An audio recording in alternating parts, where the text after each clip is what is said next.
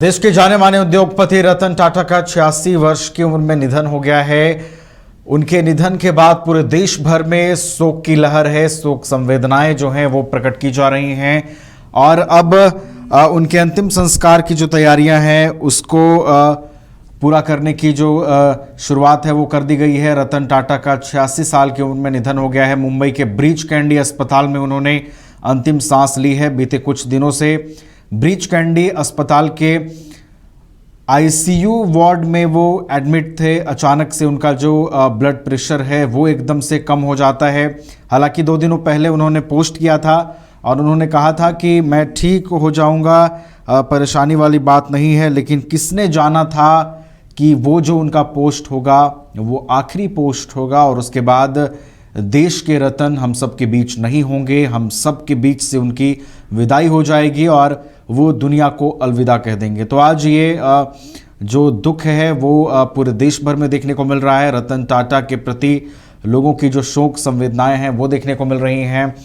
रतन टाटा का जो अंतिम संस्कार है उसकी शुरुआत भी अब कर दी गई है। एनसीपीए में उनका पार्थिव शरीर जो है वो पहुंचेगा। शाम 4 बजे तक लोग उनके अंतिम दर्शन कर सकेंगे। शाम 4 बजे तक मुंबई में उनके अंतिम दर्शन हो सकेंगे। राजकीय सम्मान के साथ रतन टाटा को विदाई देने की तैयारी है।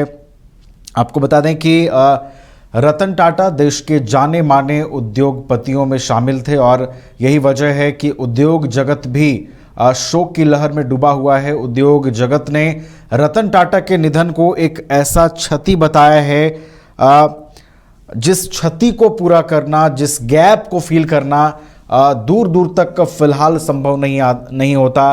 टाटा को शिखर पर पहुंचाने की बात हो, टाटा को सफलता की ऊंचाई पर पहुंचाने की बात हो, टाटा को विश्व की अग्रणी कंपनियों में शुमार करने की बात हो, तो इन सभी मायनों में, इन सभी स्तर पर रतन टाटा की जो कार्यशैली रही है, रतन टाटा के जो कीर्तिमान रहे हैं उद्योग जगत में, उसको लोग याद कर रहे हैं और उसको अब कभी भुलाया भी नहीं जा सकता।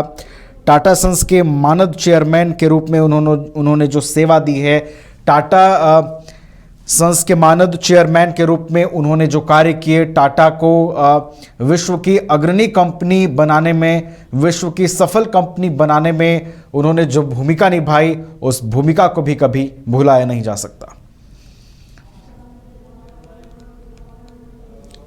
देश के जाने माने उद्योगपति रतन टाटा का 86 वर्ष की उम्र में निधन हो गया है।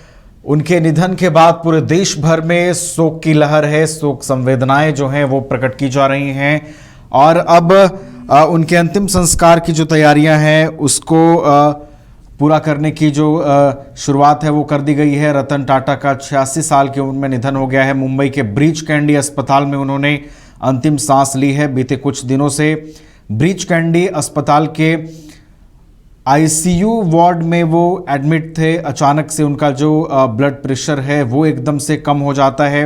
हालांकि 2 दिनों पहले उन्होंने पोस्ट किया था और उन्होंने कहा था कि मैं ठीक हो जाऊंगा, परेशानी वाली बात नहीं है। लेकिन किसने जाना था कि वो जो उनका पोस्ट होगा वो आखिरी पोस्ट होगा और उसके बाद देश के रतन हम सब के बीच नहीं होंगे। हम सब के बीच से उनकी विदाई हो जाएगी और वो दुनिया को अलविदा कह देंगे। तो आज ये जो दुख है वो पूरे देश भर में देखने को मिल रहा है। रतन टाटा के प्रति लोगों की जो शोक संवेदनाएं हैं वो देखने को मिल रही हैं।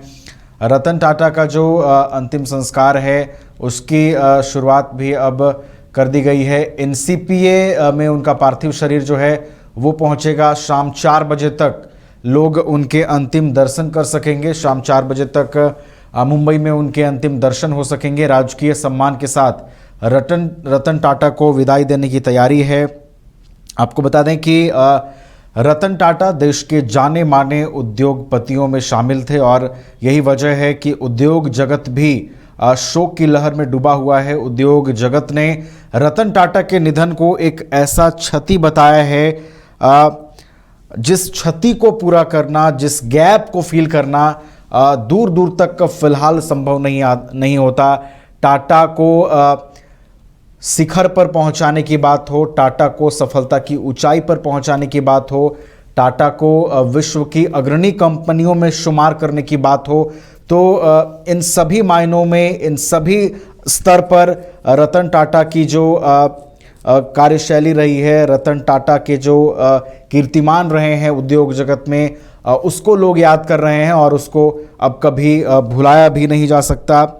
टाटा सन्स के मानद चेयरमैन के रूप में उन्होंने जो सेवा दी है, टाटा सन्स के मानद चेयरमैन के रूप में उन्होंने जो कार्य किए, टाटा को विश्व की अग्रणी कंपनी बनाने में, विश्व की सफल कंपनी बनाने में उन्होंने जो भूमिका निभाई, उस भूमिका को भी कभी भुलाया नहीं जा सकता।